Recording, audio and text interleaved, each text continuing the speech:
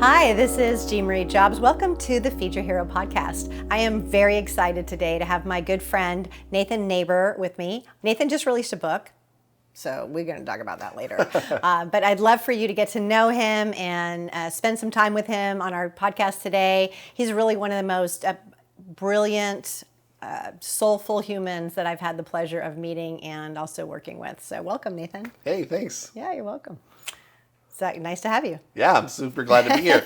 Beautiful Sonoma County. I know. Gosh, you should see the picture he took flying in. It's a perfect day here. It is a beautiful day. You know, we are the land of no filter needed. It's so true. So on our Feed Your Hero podcast, we love to hear stories of hope and inspiration, and especially for any of us as humans, because I think we can all relate to times where we've wanted to give up, and maybe we have given up or given up something for a season. And what is it that draws us through? For any of us, like what do we anchor to that moves us into that next possibility, that next choice, that next season? Because we've all been there. We've all been in the crosshairs of perseverance where you've got to make a choice. And it can seem so daunting and so lonely and so impossible at times. So I thought our listeners would love to hear from you. You're a dad, you're a husband, you're a pastor. Yeah. Just what are some of your experiences that when you think about hope and that turning point, what is most present for you? What do you anchor into? Yeah. I feel like as all of those roles, as a pastor, I feel like every Monday morning I'm about to give up and throw it all away and call it quits. And oftentimes my wife talks me off the ledge. And I think anytime anyone's dealing with people, and especially heavily involved in people's lives and wanting to see hope in their own lives, that it can be a hopeless endeavor at times and a hope-filled endeavor. I think I look back on my life and there's several moments where hope has been a beautiful story. I think one would be getting married. I love, me and my wife have been married for 6 years now. I have two beautiful children. And I know when we first met, we always kind of say we met in a hopeless place. We met in Afghanistan with you there. And I was in a place where I was not ready for intimacy and not ready to settle down, and met this beautiful woman who I instantly fell in love with, and trying to think through, how do I press through this feeling of, I don't know how to be with this person that I love and to connect with them and have this future that I long for, and have all this turn out at the same time. Yeah. I can imagine. I mean, I was there. Yes. But I can also, so I can remember. But yes. I can also imagine even the things that weren't out in the open, right, at the time, from both of your standpoints. Yep. And like the situation looked even impossible. Yeah. I mean, I was in Los Angeles. She was living in Afghanistan with a contract there, and her livelihood was there. And we both had two similar visions for what we wanted to see happen with our lives, but in very different contexts and very different parts of the world. So even the fact that we were, 12 hours apart made it seem impossible. 12 hours and how many thousands of miles? Yeah. I'm not even sure on the math on that. And it was so, I know in the beginning you had a lot of conversation, and then there came that point where finally Marla came into town to visit from Afghanistan to LA. Yeah, I remember she came in town, and the awesome thing is with the 5 love languages, I think my wife only has physical touch as her love language, and I don't even know if it exists on my top 5. I've grown to push it up at a number 5, but even when we were together, it was like, man, this is so different from what I've experienced, and it felt awkward and it felt overwhelming. And I found myself in this space just going, I don't know if I can do this. In fact, I remember on day 4 of her being in Los Angeles at the same place, had what I now know was a panic attack, my first panic attack of my life, trying to figure out, how do I engage this woman that I love when everything inside of me is telling me, run, head for the hills, do not commit, the single life is everything, and trying to figure out how to manage both of those conversations, feeling both really hopeful, like this is the woman that God has given me, that I can't even imagine a more perfect person, and also everything inside of me saying, this is so dangerous. Right. And why does she keep touching me? And why does she keep touching me? Yeah. Yes. Yes. So then what happened? So you had your panic attack, and Yeah, I remember calling up a friend of mine who's a therapist and sitting down with her and talking through like all the things from my past that have been getting in the way, things that I thought were getting in the way, and it really came down to me just making the decision: am I in? Like, am I in or not? And I realized up until that point I had one foot in, one foot out, and that clearly doesn't work in the context of marriage or anything that you're up to. And it was really interesting. The second I decided she's the one, I'm getting married, we will have a future together. It wasn't like a magic wand was waved and everything went away, but it really made the suffering purposeful. It made it go. There's a purpose to this suffering, and there was also like, hey, we're moving through this. Yeah. We're not just sitting in it. So there was movement that started taking place in the middle of the suffering. Yeah. So for you, that vision, that picture that you saw possible with her was big enough to shift the resistance or fear or what else? Yeah. It was basically like, hey, this is going to happen. So you can surrender to it and start working towards this future that I was committed to having with her. And so to me, it was one of my friends, Ron Osborne. He always says, hey, sometimes you just got to do it hard and you got to do it afraid, you know? And so I think I had this fantasy that one day, all of the nerves, all of the energy around like this feels dangerous or unsafe, or this feels like it's an affront to my own personal independence, was just going to go away. And and then I would have hope, right? And I realized that sometimes it doesn't all just go away, and oftentimes it doesn't. And so I was like, okay, I get the privilege now of entering into this, pressing through this, being in it for the sake of Marla and our relationship. Yeah, I love that because my husband, John, we've been married 27 years this year. And I don't know if that tension around I need to be independent, or I'm pushing for my agenda, or whatever safety looks like in my fantasy life of I live on my private island and no one bothers me, I guess, is always there to larger or smaller degrees. Yeah. And I do think that there's an element of hope that lives, that can really move us through that even in the times, I know for myself, where I have felt most exposed, most vulnerable, most afraid, most at risk, that there's something to hold on to, that I press into that intimacy or that expression of connection instead of pull away from it. Yeah. Yeah, and it's interesting now from this vantage point, 6 years later, the things that I was so afraid of, the things that I thought, like, man, this is unsurmountable, seem so insignificant now. You know, they're just like, why did I think that was a hopeless situation? Or why did I think that was going to take me out? And so now from this vantage point, looking forward, yes, there are still moments where I'm afraid of intimacy, or I'm like, man, this feels so overwhelming, or especially now with kids, now how do we navigate our relationship and two other human beings in the process? It's powerful to be able to hold on to, like, hey, remember the things that you thought were mountains now feel like nothing. And so I imagine that things that now feel like, man, this is hopeless or this is so despairing, 6 years from now will feel the same way. And so there's some hope even in that, of looking back and realizing, man, you've survived, and you've not just survived, you're in a thriving, healthy place, you know? Yeah. It's funny, when you started out, you were mentioning as a pastor, like when you get hopeless, it's every Monday morning. Yeah. I was thinking, said every pastor I know all the time, right? And it was reminding me of often what I think about when I think about the work that you and I do together at Gap Community around transformation.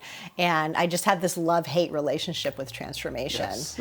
So hardcore. And I love the expression of it in this world and the beauty that it brings and all of the magical fairy dust, Yes. And I hate when, in my perspective, it's not working because, i.e., let me just translate, I'm not controlling another human being. And I at some level, I hate that. Like, I hate that I can't make a decision for someone and have them just do this. It's going to be so much better. And sometimes I can't even really do that well for myself. So Absolutely, yeah. it's just this interesting tension, and that we all are in to some degree, where there's a lot possible and a lot of things available, and at the same time, we don't always make the choice that leads us closer to our vision. Yeah. And we make the best choice we see possible. Yeah. For sure, at least in that moment. But to what your point is, when I look back and I can see the perspective that I didn't have in the moment that I have now, it helps expand the choices that I see possible in so many ways. Yeah, absolutely. Yeah. Absolutely. So tell us a little bit about your book. What's your book about? Why did you write it? Yeah, so my book is called Enhanced. It's Not Enough to Just Believe. And I was reading through a passage of the scriptures where Peter talks about what it looks like to enhance or supplement our faith. And it was this beautiful, clear journey to me around what it looks like to be transformed from starting out with faith to ending up with a life of sacrificial love. And I think a lot of people would say they have faith. Even people who aren't believers in Jesus have faith in something, whether it's the chair that they're sitting on or that they get in their car and drive down the road, they have some type of faith. The question is that faith actually moving us to the person that we are committed to becoming or are called to be? And so this is really a journey that moves us from faith to then transforming our perspective around goodness. And then how do I see the world? And do I see it from a perspective of goodness? And then taking that new perspective that I have and then entering into self-control. What does it look like to control myself and harness all of that faith towards a vision? And then, of course, anytime we enter into self-control, it requires some degree of perseverance, right? Things get difficult. It's easy to go on a diet for a week. It can be harder for 3 months. So entering into perseverance. And then that perseverance, if you allow it to, will elevate you towards a space of godliness, and that godliness to mutual affection and mutual affection to love. So it's really this clear journey that the scriptures give us of how to enhance our faith and to become the person that we're called to be. Wow, I love that. That's really clear. Yeah. Yeah. And it also is, to me, it is deeply connected to this whole idea of hope. Absolutely. And how do we move into hope? Well, it sounds like that's an equipping space that you're inviting people into. Like, hey, this is very practical, tangible ways to equip yourself to persevere, right? To have your hope into perseverance, and your perseverance essentially into character. Yeah. Which you would say is godliness. Absolutely.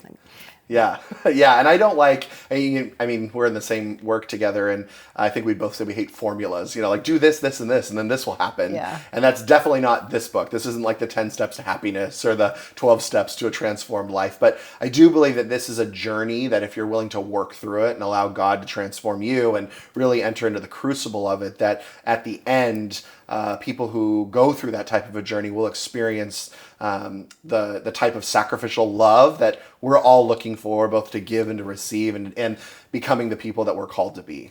That sounds amazing. Thank you. Yeah. Oftentimes it's hard to see how hope itself is a community experience. Yep.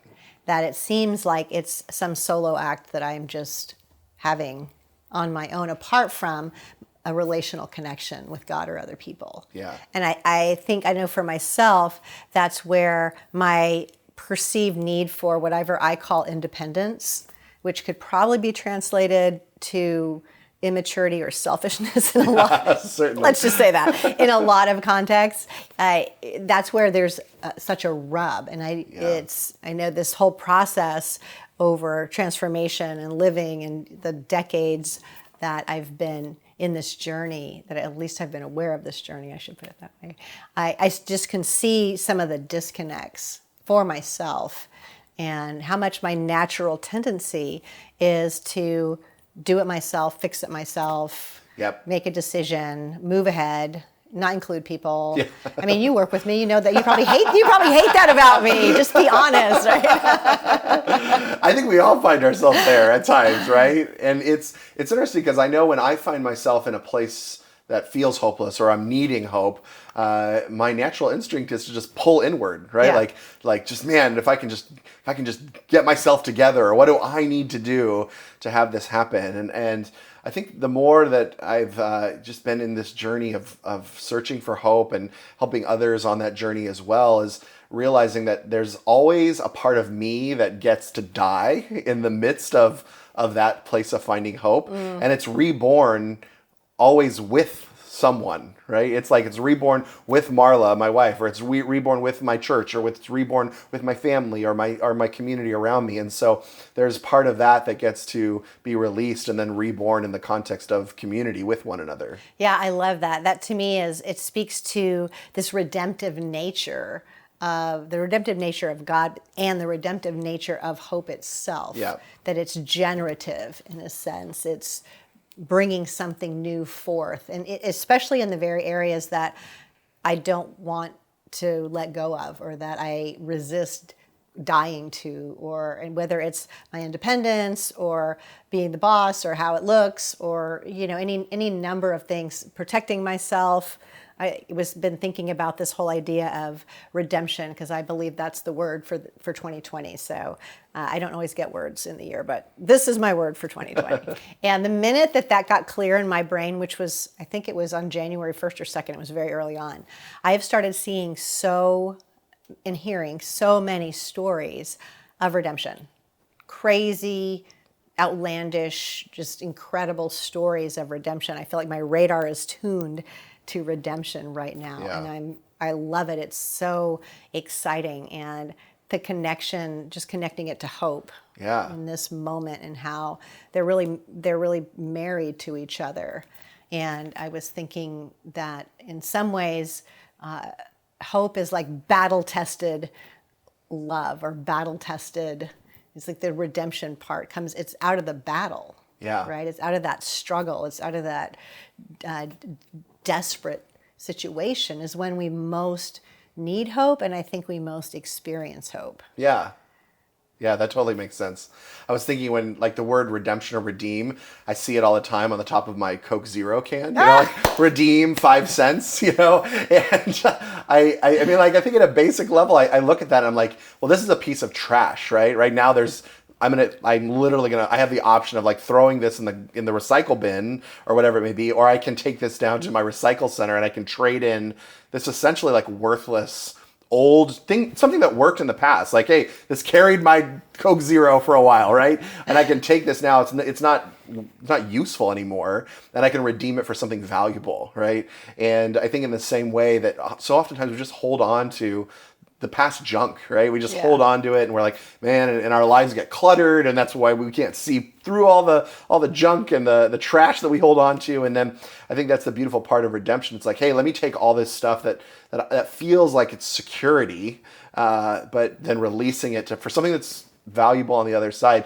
But I think that's the part where we oftentimes need to get to is, am I willing to let go of this thing that feels so important to have something new? Yeah, I'm totally stealing that analogy. Thank you. I love it. It's this interesting piece of truth that redemption presupposes suffering and mess and chaos and out of control and despair, and which is hope as well, right? Hope presupposes despair. If you're walking around and you're it's a beautiful day in Sonoma County, you're walking around today, you're not, I feel so hopeless. You're not even thinking about it. But those moments where we do feel despairing, we're at a loss, even in this, it doesn't matter big or small. Yeah. Right? I know we're in the middle of rebranding here at Gap Community, and I made a post the other day. I was like, "Dear change, why do you simultaneously feel exciting and like I am completely failing?"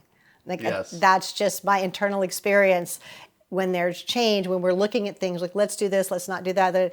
In my brain, sometimes it gets translated into, everything has been a failure. That's why. That's why this is happening. And it was just funny because I was talking to a good friend of mine today, right before you came in, and he also has a business, and his business is in the middle of rebranding. And he was like, "Yeah, and this is just kicking my butt." I go, "Does it feel like you're constantly failing?" He was like, "Yes, how did you know?" I was like, "Hey, well, yeah. I just guessed." It's such part of the human experience to step in and then step out and step in and step out. And to me, what is the bigger vision? What is that anchors us to hope, even in that suffering, even in the feelings of failing or not enoughness? Yeah. To step into the muchness that is available. And I think it's beautiful, it's painful, it's counterintuitive, it's so many things. Yeah. And it's interesting because hope really only exists like in the jump, right? It's like jump. you're on one side in the hopelessness. That's not where the hope lives. Then you make the jump, and that's where the hope lives. And the second you land, the hope's gone because now you've achieved, right? And there's a new hope that's coming. But it's only in the middle of the jump, of the messiness, of the fear, of the is this going to turn out moment that hope lives. And those are oftentimes the moments that we avoid like the plague as human beings. But they're the moments that are going to get us to where we long to be. Yeah, I was thinking about what, when you said that what popped into my mind was faith, hope, and love. Yeah. So it's the faith that allows you to make that leap. Yeah. The trust, in a sense, and that leap itself is the hope. Sure. Hanging on to something. And then the landing, in some ways, is the manifestation of love. Absolutely. Because we're met there at the least place we did not expect to be met. And that's just so beautiful. Yeah. I just love that. So good. Yeah. Landing in love. Yes. Yes. May we all land in love Absolutely. today. Yeah. Nathan, thank you so much for your time. Absolutely. It's always a pleasure. Yeah.